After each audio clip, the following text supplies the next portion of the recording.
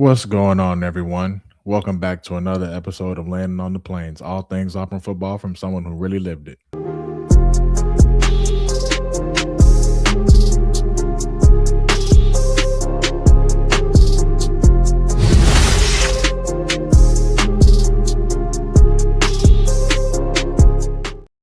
What's going on, everyone? Welcome back. I am your host, Chandler Wooten, former linebacker, team captain, and NFL vet.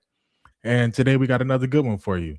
Everything from SEC Media Days, what stood out to me, and what it could mean for Auburn moving forward as we head into fall camp. So let's get into it. First off, I want to start with the players before I get into head coach Alex Golish. So, first and foremost, we're going to start with Champ Anthony. And I thought, Champ was really, really poised. And that's probably the first word that kept coming to mind every time I heard him speak.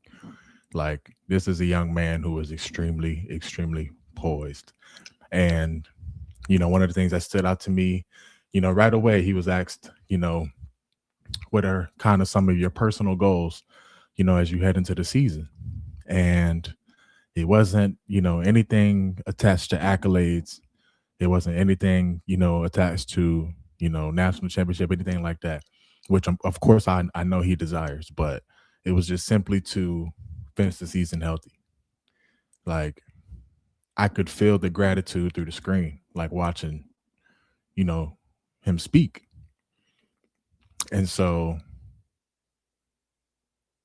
I just know he's in store for some big time things. And as he got to speaking, I'm hearing him speak, and of course, like I said, it's poised. But as he started to get into it, one of the other things that stood out to me was him talking about versatility, which is, especially back there on the back end, not only key, but really a hallmark for this defense, especially heading into this season, because as it stands right now, there are quite a bit of guys back there who are, going to play and are going to be needed throughout the season.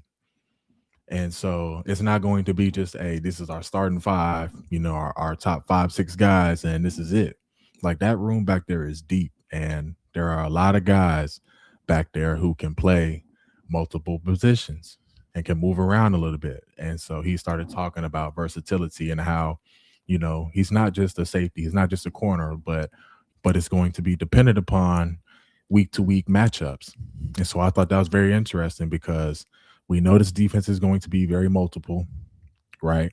Like, be able to do a lot of different things. And so I think that's just one thing that we should probably keep an eye out on, like just how much guys may move around back there, especially dependent upon matchups. And so I thought that was something that was very interesting.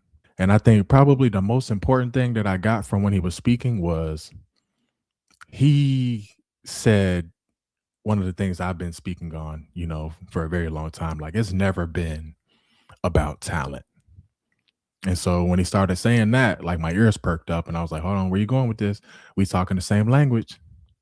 And then he started to say, this is probably, not probably, he said, this is the closest team, he's been on since he's been at Auburn. And so I think that really spoke volumes, because Alex Golish and this staff have put a lot of emphasis on, brotherhood, being together, having a tight, close-knit group. And so he started, going down the rabbit hole of how, the guys are always up there at the facility together, all day, hanging out, always at each other's houses, which is crazy to say, because we, back in the day, we was going to each other's room. We going to, we going down the hall, or going up one floor and going down the hall, or chilling in the, you know what I'm saying, just South Donahue. These boys all got cribs now, but they chilling at each other's house, and they're building that team chemistry, that camaraderie. And so he said this is the closest team that he's been on, and that message has been echoed throughout. And so I think that's big time, especially as we head into fall camp. That's also another time of this preseason process where a lot of team building is done, a lot of togetherness is built. Trust. That's another word that kept coming up. A lot of trust is built. And so the fact that, all of these guys are saying and reiterating that they genuinely love being around each other. And like you can sense that the bond and the relationships that they are building and have built are special. And so I think that really speaks volumes to the leadership. And, that's not easy coming in with a new head coach, the third coach in 5 years. But I also think that speaks volumes to DJ Durkin because, this is a guy who, helped maintain a solid foundation, especially on the defensive side of the ball. Especially on the defensive side of the ball. That was, another thing that he alluded to was, you know, I think he said, you know, it is what y'all think it is in regards to a question, about DJ Durkin and how important he has been to, helping retain guys and, keep guys, at Auburn, which is something we already knew, but basically confirming, a lot of guys, especially on that side of the ball, wouldn't be here if it wasn't for him still being around. So I thought that was also interesting. So, all in all, when it came down to Champ, I thought he was phenomenal. Like I said, very poised. You can tell he's very well spoken. And, I'm just excited to finally see him healthy, man, and, display his skills. Cause, just from the glimpses that we have seen, the kid is special. He could play. And so I'm excited to see it, as the season unfolds. Up next, we'll head and get into Alex McPherson.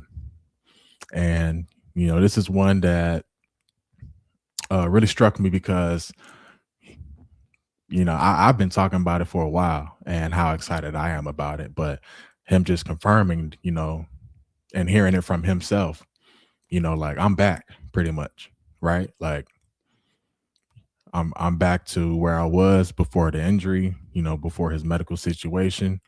And, that's like I've been saying for a while, like that is a complete game changer for us.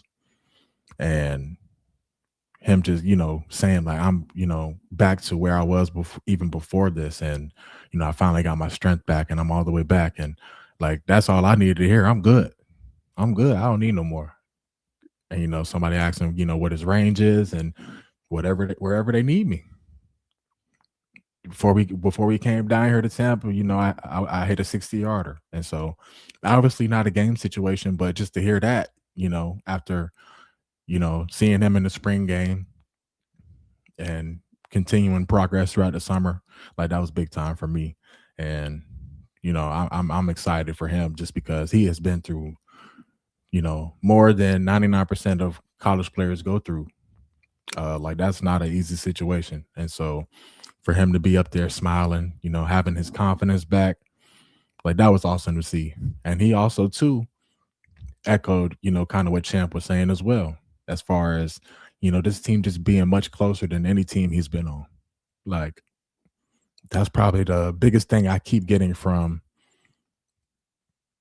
all of them speak, especially from the guys who have been there. Like this is the closest knit group that they've had, and that chemistry, is different this year. And so I think him comparing, the situations because this guy has been through, 3 head coaches, some interim head coaches, different position coaches, medical experiences, like he's been through it all. And so for him to go up there and say with his chest, like this is the closest team I've been on, and the relationships that we built, like that's been the biggest emphasis for us. Like to me, that says, the culture is changing, the culture is shifting. And that is how you win, and especially in the SEC, like winning within the margins. Because like I keep saying, like everybody keeps saying, talent was never the issue. We just weren't winning in the margins. We lose these big time football games in the margins where other teams excel. Like that's where we take our foot off the gas. When other teams don't beat themselves, that's when we beat ourselves the most. And so all of these things in the small details, a lot of that is trust, a lot of that is relationships, a lot of that is attention to detail, your culture and things like that. And so to hear that these things are and have been corrected, music to my ears. And so I thought that was extremely big time. Lastly, but not least, for the players, let's move on to quarterback Byron Brown. And I think for Byron, the biggest thing I got from it was a quiet confidence. Um, Again, well spoken, very poised, mature. But just being a former player, I can tell when a player is like sick and tired of certain questions and sick and tired of certain statements. And like I can just see like he's pissed off and he's tired of hearing the questions and all the statements about, how will the transition be from a school like USF to a school like Auburn, or your throw motion this and your throw motion that. And obviously he won't come out and say it, but I know that's fueling him. I can see it in his eyes. And hey, they can keep doing what they're doing because I at this point I'm very confident, especially after media day and hearing him and Alex Golish speak about the offense and all the nuances. I think it's going to be very interesting to see how much fire he plays with, how he responds throughout the season to maybe even some criticism. But just from a player to a player, I can tell he is very sick and tired of these questions. And I know he cannot wait to prove people wrong. Why? Because he said, I can't wait more times than I could count while he was speaking. And that's probably the biggest takeaway I took because he could not stop saying, I can't wait. And that's how I know he is itching and he is like chomping at the bit until we get to, really put on some pads and play it versus a different opponent. And so, yeah, especially and then another key aspect into it too as well is he talked about his confidence as well as so did Alex Golish. But coming from a different school and you're coming to a place like Auburn and there has been so much controversy around the quarterback position, so many ups and downs and maybe not even maybe definitely underwhelming performances and some unfortunate situations. And so you couple all of that in with coming to a new place, you know what I'm saying? A team who is now on their third head coach in 5 years, a fan base who is itching to win, a school with so much tradition and culture. And then you get into the spring and you're out there with, you know, a bunch of new faces. Some guys, yes, came over with you from USF, but still a lot of new faces, a lot of guys learning a new scheme. And you're over there playing against a defense who is well established. And, for lack of better words, they're kicking your teeth in for the most part. So, yes, that would do something to any person's confidence naturally. And naturally coming to a new place like that, like you take a step back and it's like, yo, I'm coming in, put my head down. I'm coming here to work. I want to be respected. I'm gonna earn my respect. And as far as the guys that have been there, they got to see that. And so I think all of that coupled in with each other, with him going throughout the spring and going throughout the summer, gaining that confidence, I now think he's at the position and now he's at the point where he's arrived. And now they are getting the best version of him at the right time as we head into fall camp. And so now he's going to be heading into camp in an offense he's familiar with. And I think another interesting thing is, he kind of spoke on being familiar with the offense, but how comfortable he is and how they're going to be, for lack of a better word, expanding, maybe the concepts of the offense, you know. And so I thought that was very intriguing because I think that's one key thing people may be missing when it comes to what we may be able to do on offense. Because yes, this is a offensive guru. Yes, he's brought his quarterback over. They have continuity with the center position, some playmakers on the outside as well. But you're talking about a coach and a quarterback who are adaptable and especially a scheme that's adaptable.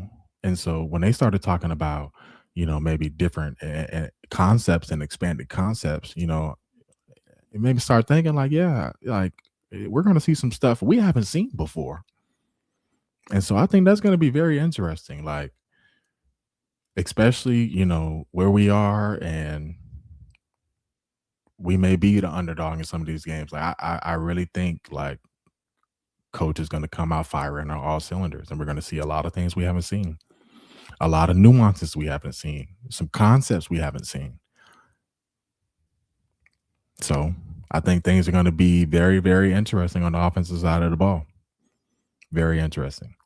And so, I think all in all, when it comes to Byron Brown, like one of the first words that come to mind is leader. Like he just gives off leader, and that's what you want out of your quarterback. And so I think he's a guy that the guys want to follow. And I think he's a guy who's very motivated. And he talked about having that kind of like chip on your shoulder. Coming from a place like USF and playing at a place like Auburn, like he's gonna have that chip on his shoulder. And hey, I'm expecting big time things. So that's it for the players. And last but not least, Alex Golish. I thought he was phenomenal, to say the least. I thought he was phenomenal, and just the way that he spoke, the confidence that he had, and just kind of piggybacking off what I was talking about with Byron Brown. One of the things he talked about was his offense, kind of evolving. And so I thought that was very interesting because, you do have your quarterback who you have been with since he was 18 years old, another year in the system. And because familiarity, with your center, Cole Best, being that communicator, that guy who can, correct things when they're wrong, or maybe, make the right checks at the line, be able to communicate with Byron, be able to say, hey, on the sideline, this is what I'm seeing, or, hey, that's not right. We're supposed to go here with it.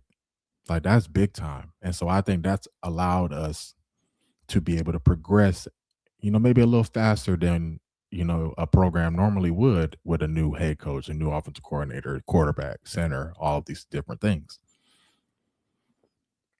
And so I think that's going to be, to our advantage. And so I think, being able to add more wrinkles and nuances, like I said, it's going to be big time.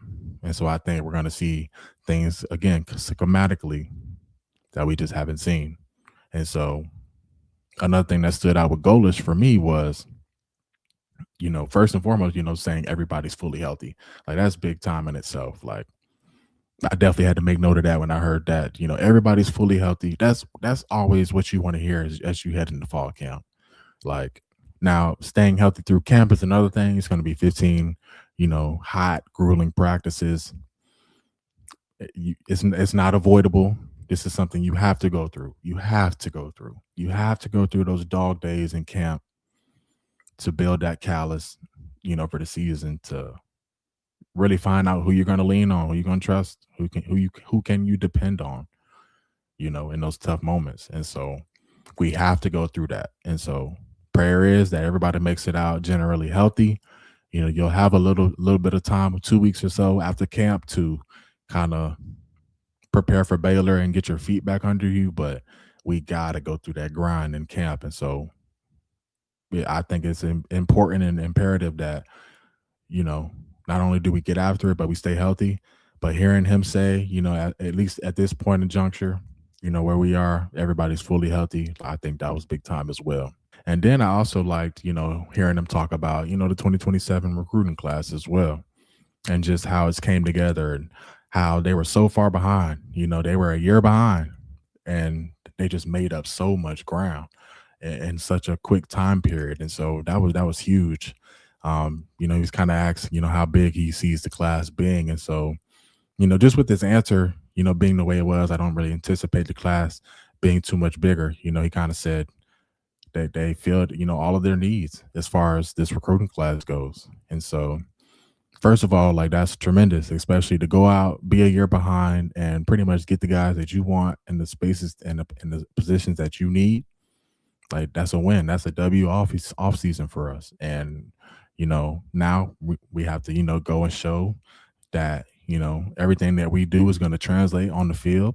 I mean, so the only way to really show that is improvement on the field and in the win column. So that's up next to retain these guys through December signing day. And so I thought that was big time as well. And then lastly, I think it was just awesome to hear him kind of go through position by position as far as kind of the questions he has, going into camp.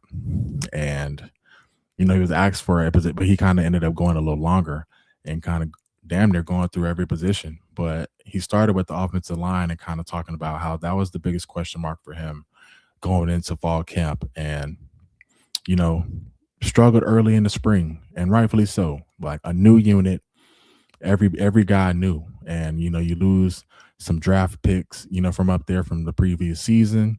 You bring in, a lot of different guys, new faces, transfer some young guys, freshmen, and you're out there versus again an experienced defense that is established in year three with a lot of guys returning. And so like that is tough. From day one, you're seeing, exotic looks.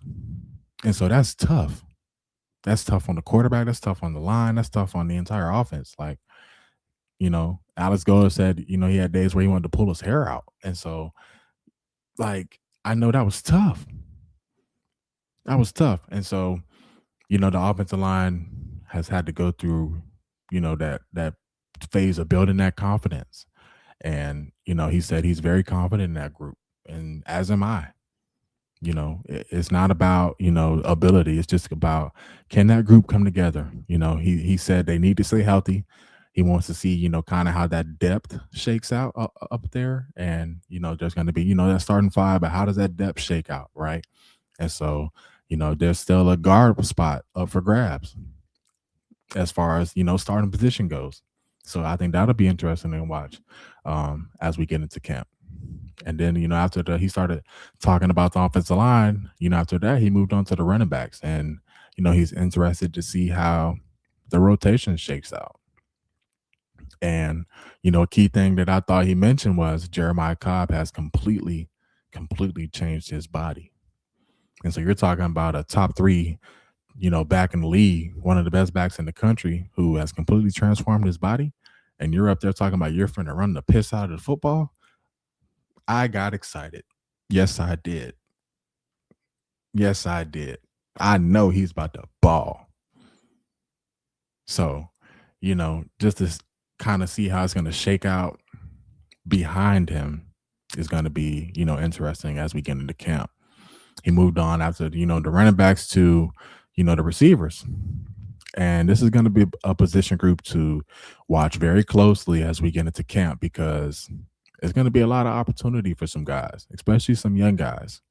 And, he said, those young guys, they got to come along because they're going to be needed, this season. And so I think it's going to be kind of cool and interesting to see who steps up and who makes plays, in camp and beyond. Because yes, we have, a guy or two at the top, so maybe some older guys, veteran guys, but after that, like it's a lot of guys who have some opportunity to step up and really, stake their claim. And so I think that'll be interesting. And, he moved on to the defensive side of the ball as well, talking about how, there is so much, versatility on the back end when it comes to the defensive backs. But who's going to go where? And who's going to, kind of push themselves to the front of the line. Like, yes, we have the depth, we have the talent, but it's going to be one of those things like, how does it shake out? Right. But the thing that probably made me the most excited to hear out the entire day, from anybody was when he started talking about those linebackers. And he said that Bryce Dees probably had the best, summer out of anybody on defense. And so I think it'll be interesting to see how we use all these guys because we have depth at the linebacker position too. We just got done seeing that photo of Elijah Melendez. He's jacked. We know what Xavier Atkins is about. DeMarcus Riddick is finally fully healthy. And so it's going to be some guys that got to get on the field, man, so we can have some crazy packages where we got 3-4 linebackers on the field, where we got packages where we got so many defensive backs who are that good playing that well, where we have 6 DBs on the field, 5 D, so it's going to be interesting to see how it shakes out, man. And so I thought that was cool to hear. And, all in all, I think, it was just great to hear from him. And I thought it was phenomenal. I think they represented, the university. They represented Auburn football extremely well.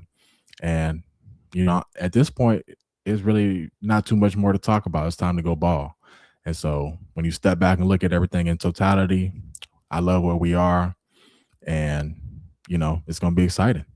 Let me know what stood out to you the most in the comments from SEC Media Days. Drop your thoughts.